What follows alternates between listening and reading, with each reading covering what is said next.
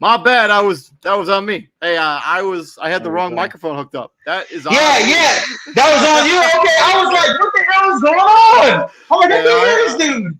I thought I had it fixed, but yeah, welcome back into another edition of Prime Sports World. You just missed my whole steal, but whatever. We're going to give you some fantasy football preseason advice. You don't want to miss that content. I'm David Huffman right there, Mr. Israel Rivera. Please like, share, and subscribe to the podcast. Izzy, we are right down the street from starting football season. We're going to give you all of our preseason advice, position stuff like that. Let's get right into it. Without wasting too much time, let's talk about the fantasy football draft position, your draft strategy for each of these positions. Let's start with the quarterback position. What is your draft strategy? And it's interesting because me and Izzy are actually in a bunch of leagues together.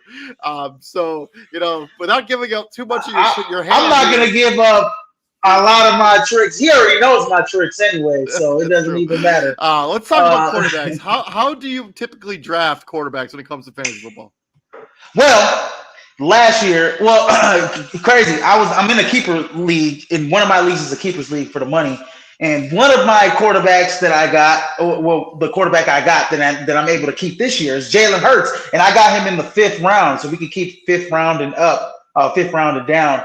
So usually I like to go knock out my running backs first, and like if it's not Patrick Mahomes, if it's not Jalen Hurts, if it's not maybe Lamar Jackson, and I could probably even throw Josh Allen and Justin Fields in there because I know Justin Fields is going to have a lot of potential in running the football and getting in the end zone with rushing touchdowns. But I usually like to wait 5th round, 4th or 5th round. If it's somebody that I really like, then maybe the 3rd round. But I usually like the 4th or 5th round to get my quarterback.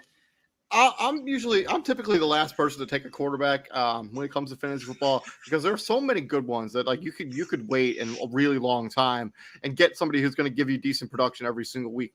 I mean, you could get a Kirk Cousins of the world. I think Daniel Jones has some value in fantasy. You can get him pretty late in fantasy drafts.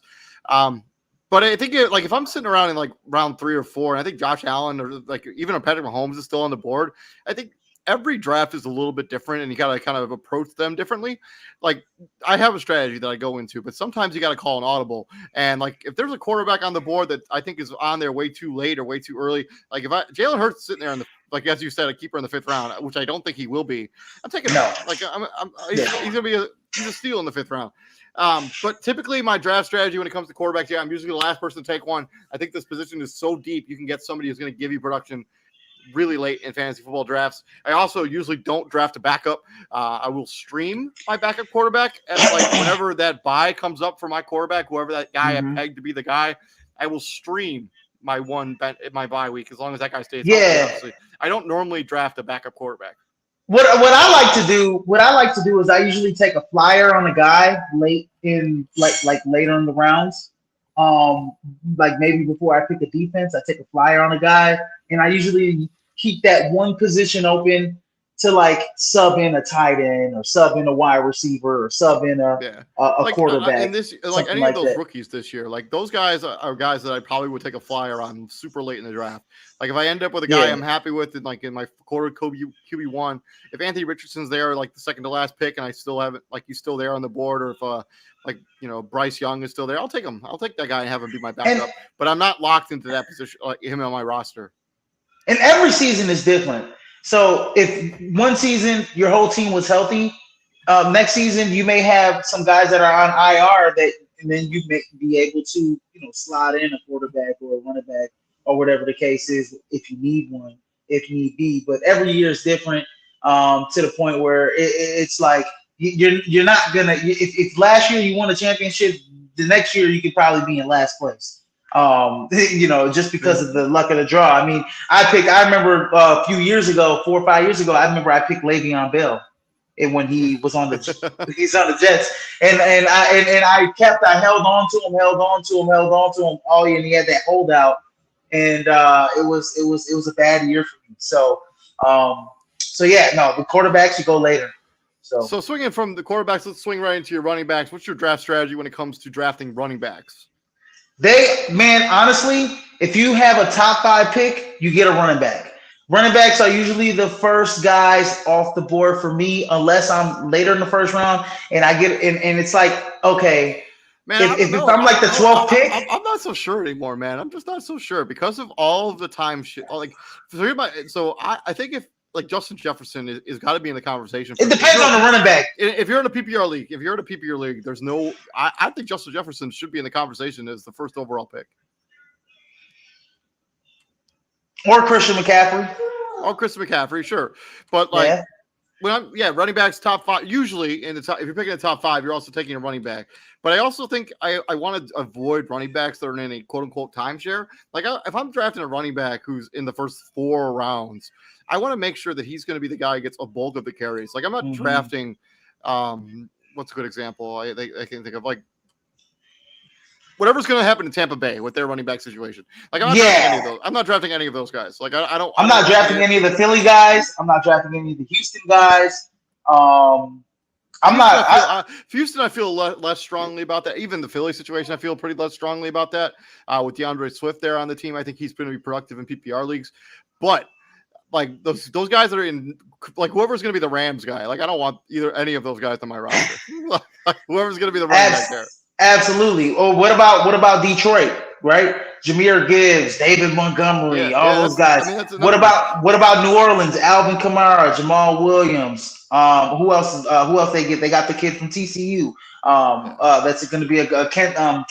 What the hell is it? Kendra Miller. So that's those are what David's talking about. Guys are going to have like timeshares. You know what I mean? Yeah. And what about Arizona? Right, Arizona. What's his name? Still the starting running back for that team? James Conner. That offense is going to be so putrid. I don't want anybody in that offense this season at all. So my thing is that if it's not like Derrick Henry, Christian McCaffrey, Austin Eckler, Saquon Barkley, those type of talented running backs, and they're gone, I would look at a wide receiver, a number one wide receiver, or if Travis Kelce's there, I'm getting Travis Kelce. And I'll roll the dice with two running back twos, and after I draft my number one tight end, the GOAT. So I agree with you. But I think the other draft strategy that I usually employ when I draft running backs, I usually take 1 billion of them. Like I will literally, because you're allowed to take 8 in most standard scoring leagues. I'll take 8. Like I will have 8 running backs on my roster in my draft when the draft's all said and done, because I want to have as many dart throws at the running back position as I can, because A, they get hurt a lot, and B, like you never know when like one of those guys is going to emerge kind of out of nowhere. Every season, there's at least one running back that was not drafted that ends up being a really home run fantasy running back that you end up taking you to the finals. I mean, Kenyon Drake a few years ago, Deontay Foreman last season for the Carolina Panthers after Chris McCaffrey got traded. So I want as many opportunities to get a stud running back as possible. I'll draft as many as I can in every league. Absolutely. No, and I would, you said 8. I probably draft a good 4 or 5. I mean, like 4 or 5 running backs, because you're right. I mean, those guys get hurt a lot, and you're gonna have to slide them into those positions. Plus, I like to start 3 running backs, right? I like to have a running back. If I have 2 running back 2s, and then I keep my flex for a running back 3, you know what I mean? I like to start 3 running backs. If I can't start 3 quality running backs, then I'll start 3 very, very quality wide receivers. The other thing is that, like, because of how deep wide receiver is, which we'll get to in just a second, like there are like when you think on your like there are probably like 30 running backs you can start in fantasy football every single season. There are like 60 wide receivers that could be startable from a week to week stamp basis at the wide receiver position. There is just so much more depth at wide receiver. Like running backs are much more difficult to come by, and I want to have as many tickets punched as an opportunity to have a good running back on my roster, even if I got to draft a bunch of them. From there, let's talk about them wide receivers. And what is your draft strategy when it comes to the wide receivers in the NFL? Man, like you said, wide receivers are very deep. So if all the running backs that I mentioned, those top tier running backs are taken, then I'm probably going to look at a wide receiver in the first round. If like Justin Jefferson's there, right? I'll probably take him maybe top 5, right? Because he's going to get a bunch of targets here in Minnesota. I gotta be totally honest with you. I'm sitting there. Let's hypothetically, let's talk about like Chris McCaffrey's probably the number 1 overall pick. If I'm sitting there at 2, I'm having a conversation with myself about taking Justin Jefferson at 2. And I don't even think that's like that's that erroneous. It's not. It's really not. When you look at the board, it's really not. I mean, you can be like, oh yeah, I'm gonna go. I want to go with Derrick Henry, but it's like, well, I don't want to run into the same issue where Derrick Henry a couple years ago only played half a season because he got hurt, right? He's gonna get the ball a lot because the quarterback position in Tennessee is in flux. But with that being said, you know, like in the first 3 rounds of the fantasy football draft, I want to own at least one top flight wide receiver. Oh yes. I want to have a guy who's going to be my guaranteed wide receiver 1 week in, week out. Like, I don't want to be sitting there around round 5 still trying to take a wide receiver. And this is the conversation I was kind of talking about just a couple seconds ago. So the 30th, this is all Fantasy Pros, the 30th ranked running back is James Cook. Okay, just keep that in mind. The 30th ranked wide receiver on Fantasy Pros is Mike Evans. Who would you rather have for the season, Mike Evans or James Cook? I'd rather have Mike Evans. Okay, that's pretty easy, right? That's a pretty easy decision. 60. So the number 60 wide receiver on Fantasy Pros is Adam Thielen. Number 60 running back is Ezekiel Elliott, who's not even on a roster right now. Who would you rather have for the season? Well, obviously, I'm taking Adam Thielen. He's on a roster. He's on a roster. But every season, so I usually draft less wide receivers than I do running backs. I usually am pretty comfortable taking 4 wide receivers coming out of the draft with 4, because there's always guys that emerge like during the season, like a Darnell Mooney a couple years ago. You expect Sky Moore to bounce back after just a so rookie season. Michael Thomas there are guys that are going to emerge that went undrafted that you'll be able to pick up in free agency and start from week to week and week to week. Like, there aren't that, like, I'm uncomfortable taking just 4 wide receivers. As long as I have the guy, as long as I have the one guy that is just the solitary guy, he's the number 1 on my team. Like, I want a top 10 guy. Like, I want Amon-Ra St. Brown. I want Devontae Adams. I want CeeDee Lamb. I want A.J. Brown. I want those kind of guys as my 1. Guaranteed. Yeah, absolutely. I mean, you throw in, Devontae Adams, like you said, you want those tier 1, tier 2 guys. I'm looking at them on Fantasy Pros. Those are the guys that you want, right? That you mentioned. And then, honestly, when it comes to wide receiver, man, after my running backs, this is where I talk about. I go running back probably first round. Then I go wide receiver, tight end, quarterback. After I draft my running backs, after I get, maybe the first running back. Say I'm at the end of my draft order. I'm definitely probably going to go with a wide receiver. And then I'm probably going to go maybe with another wide receiver. And then I'm like, at this point, I'm just going to ride with my running back 2s here, running back 3s. I'm like the king of finding diamonds in the roughs, finding good rookies and putting them together. I had Kenneth Walker last year. Like, Josh Downs is the 84th rated wide receiver playing for the Indianapolis Colts this season. I think he has some immense value there at 84. Like, I think that there's some value to be had super late in rounds when it comes to the wide receiver position. And those guys will emerge, and you can probably pick them up even in free agency. Terrence Marshall Jr. is the 90th rated wide receiver on Fantasy Pros. I think he's going to be a top 30 guy when the season is over. I think Terrence Marshall has talent. Like, he comes with that same pedigree as all those other LSU wide receivers. But yeah, absolutely. Jamar Chase and Justin Jefferson. Yeah, definitely. Yeah, Terrence Marshall definitely got. Moving on from wide receivers, let's talk tight ends. I have a pretty simple tight end strategy. If I'm not taking Travis Kelce, I'll be the last person to take a tight end. Like, if I'm not taking arguably the GOAT, I will be the last person to take a tight end, because I think the difference between a Mark Andrews and a Dalton Schultz, Bobby Schultz's cousin, Dalton Schultz, is not that much. Yes. And Bobby Schultz's cousin is the 13th rated tight end. He's probably going in round 6 or 7, or he's probably going to go around 10 in fantasy football drafts this season. Cole Kmet, number 14, he's probably going in around 10. If I want Mark Andrews, I have to take him in at least the 3rd round. And I think I'd rather wait. I'd rather stock up on other positions. I am not picking. I totally agree with you. If it's not Travis Kelce, then I'm waiting till after I get the running backs and wide receivers that I like, and even the quarterback that I like, and I'm drafting a tight end. Like, I'll be totally content with getting the guy like Evan Ingram, who had a good year, a guy like Cole Kmet, a guy like Tyler Higbee, a guy like Dalton Schultz. What about Dalton Kincaid, right? I ran away last year. Last year in our league, I had Gerald Everett was pretty much my number 1 guy mostly all last year in our league.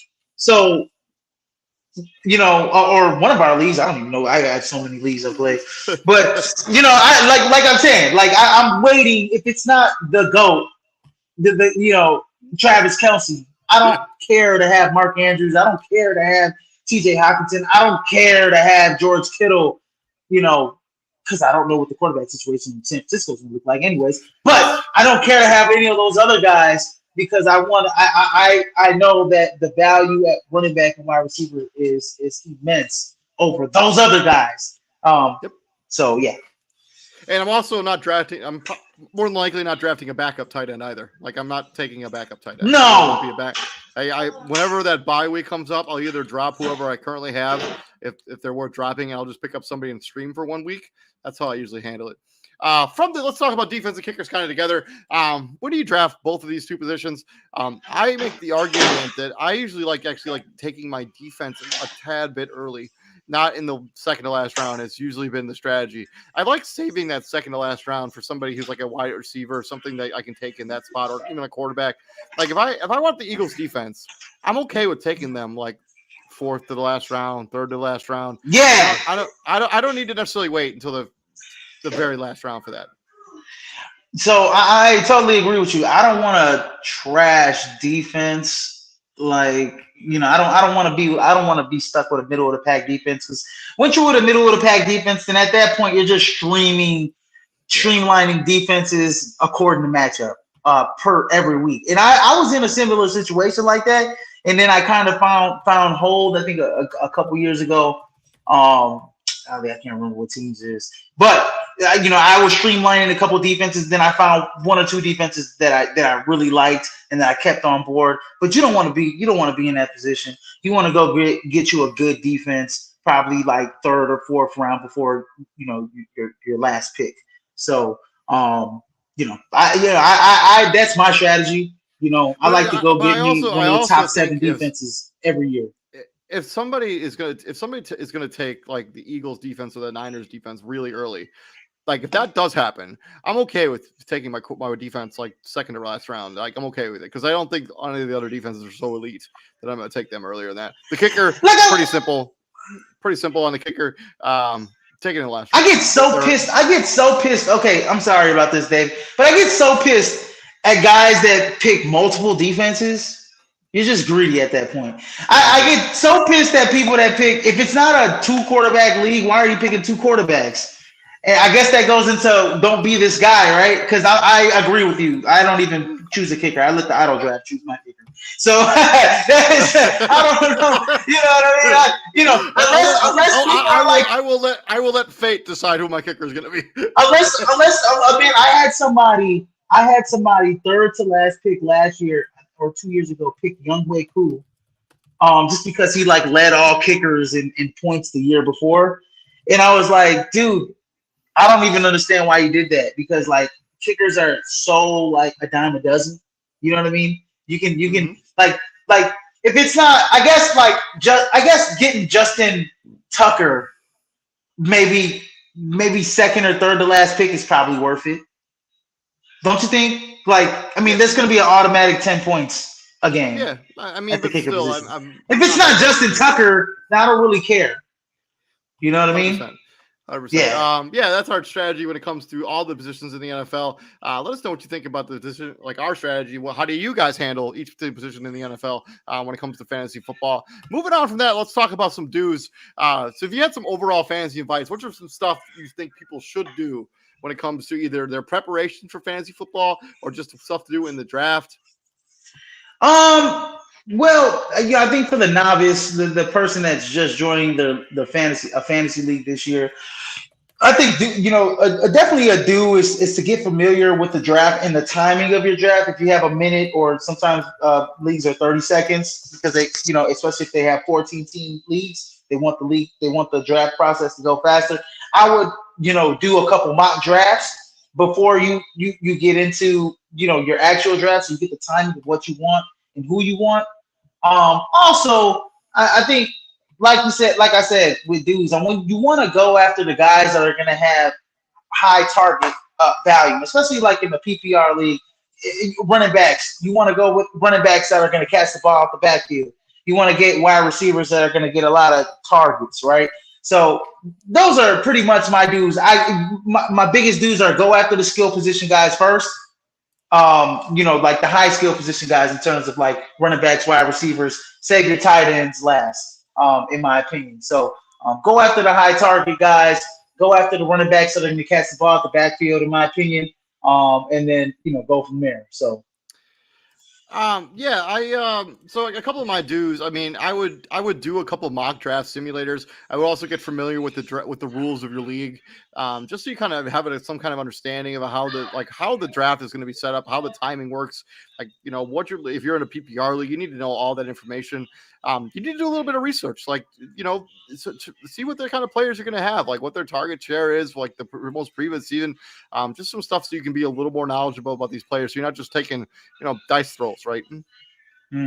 Absolutely. You're not just pick. I remember my uncle was in a fantasy league with us, and like his second round, he picked the defense. I was like, oh, okay, you don't play fantasy. I wish I could have put my knowledge into you beforehand. Don't be that guy.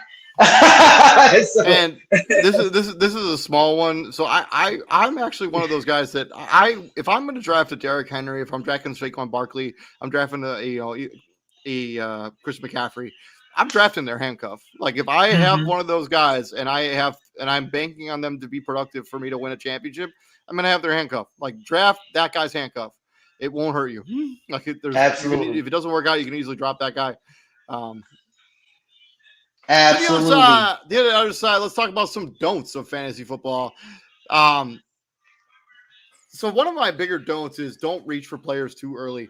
Like if there's a run on quarterbacks and you just kind of get like any position really, like if there's a run on like whatever position it happens to be, don't drift away from your draft strategy just because there's a run on a position that you don't already have on your roster. Like if there's a run in quarterbacks and you don't have one and you panic and just take somebody way too early, stick to your guns. You need to like, just don't reach. Like you have to be comfortable with missing out on guys.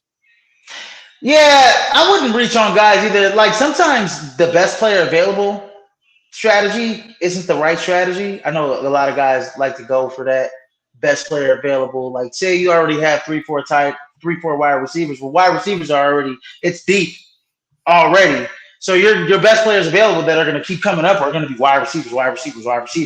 So I mean, you're going to want to do your research and you're going to want to dig deep and say you need a backup tight, not a backup tight end, but another running back. Say you need a fourth or fifth running back. Well, you're gonna have to look past those best player availables, and you're gonna have to go deep down and maybe get a running back like David said, a handcuff, a guy that maybe in Philly outside of DeAndre Swift, maybe Boston's Kenneth Gainwell. Something like that, or like a guy like with Kenneth Walker, who's in Seattle, Zach Charbonnet, right? A talented rookie that you're probably going to want to handcuff as well. That's going to probably split the carries. Maybe a guy like Kendra Miller, right? 5th round, Alvin Kamara's out for 6 games. Kendra Miller is going to be leaned on in the first 6 weeks. That's going to be a boost to your fantasy team, right? They're going to have Jamal Williams and you're going to have Kendra Miller with the New Orleans Saints, right? So the best player available strategy sometimes doesn't always work if you're a first-time player. And if you are a commissioner of a fantasy football league, don't draft too early. Like I always try to schedule my fantasy football draft like after the final preseason game, so that way you don't have to worry about somebody getting like randomly injured during a preseason game. Just try to delay your draft as much as you possibly can. We're doing ours that Tuesday before, like 10 days before the start of the regular season, when all the preseason games have already been wrapped up. From there, let's talk about don't be this guy. If you had some things that really irk you when it comes to fantasy football, what is some stuff that irks you? I think I just mentioned them. If it's not a 2-quarterback league, why the hell are you taking 2 quarterbacks? You're just being greedy at that point. Because you're not going to use. I mean, why are you going to draft Patrick Mahomes and Joe Burrow? Yeah. Like why are you doing that? That's just being stupid. It's just being greedy. That's just you're actually hurting your team in the long run by doing that because you could 100%. Because you could have used that Joe Burrow for another position that you actually could have used. You're not gonna pick Joe Burrow over Patrick Mahomes from week to week. You're gonna start Patrick Mahomes most of the season. So I don't understand why people do that. don't draft the defense too high. Don't draft a kicker. Wait. Auto draft the kicker. Absolutely. And then don't reach for guys just because you think that they were your favorite. Don't reach for rookies. That's another thing. Don't reach for rookies, right? Just because they were your favorite player in college doesn't mean that they're going to translate and have a good, successful rookie campaigan, right? And also, don't be the guy that drafts players just because they're on your favorite team. Yes. like I remember there was a season we were playing with a Chicago Bears fan, and this is like way back in the day, and like they took Jake Cutler in the first round, and it basically ruined the league. Like it was bad. Like he said, it ruined the league. that season, yeah, it did. It was tough. It was real tough. Also, yeah, domino effect. Show up for your draft. Like, don't be the guy that doesn't show up for your draft, just auto picks your whole team, and then if you win, you're like, oh, I didn't even pick my own team. Also, another thing that really irks me more than don't be a Bobby Schultz. Oh no, Anthony Serrata. Don't be a Serrata like last year. Serrata had like 8 wide receivers on his team that he auto drafted. Yeah. Also, something that also irks my soul: don't tank. Like, if your team sucks, and you don't quit the league because it ruins everything else. Like, oh my God! Like, if your team sucks, I'm sorry about your life, but play the rest of the year. You signed up, you gave money for this league. It's not I don't like it. Like, don't be. I swear, I was in a couple of these situations. Don't be this guy where you're buddy with another player in fantasy, and you're like to David's point, my team's in the tanker. We suck. I'm going to trade you my best players because I want you to win. No, don't do that. I hate that. Especially, don't make unreasonable trades. I hate trades anyways. Especially in a money league. Like, just if the trade seems lopsided, don't make it. Don't make it. Don't make the stupid ass trades. And then moving on to the final thing, advice for a first-time player. If you had some advice for somebody just playing fantasy for the first time, what would you give them as some advice, how to approach it? You know what, man? Have fun with it, man.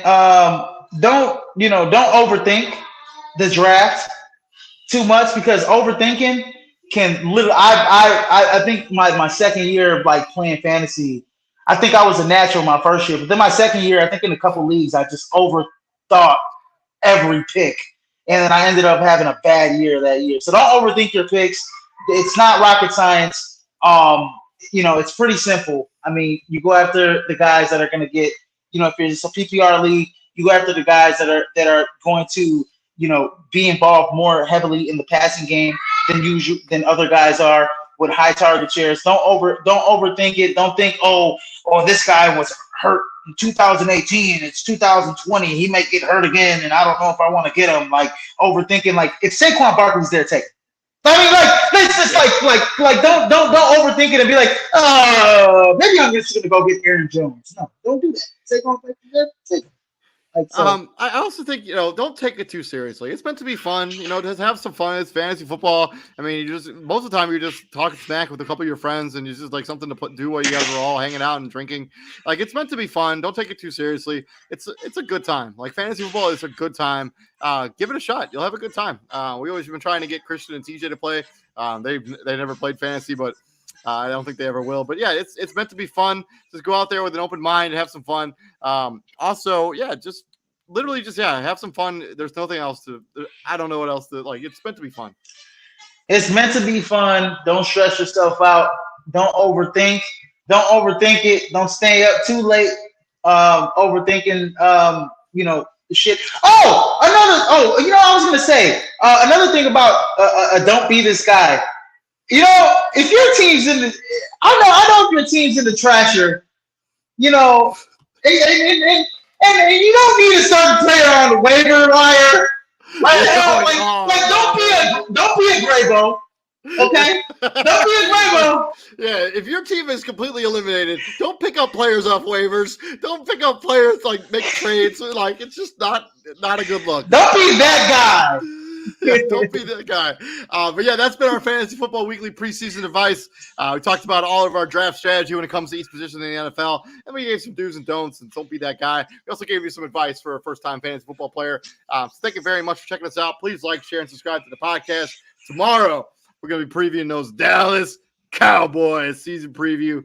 Don't want to miss that content, so please like, share, and subscribe. Izzy, David Huffman, what do we do here at the prom, my friend? I don't have a pen, but baby, we bring that heat, ladies and gentlemen. Let's go, baby. And we'll see you guys tomorrow. You have some fun with the hoops with the kid. Yes, sir. Yes.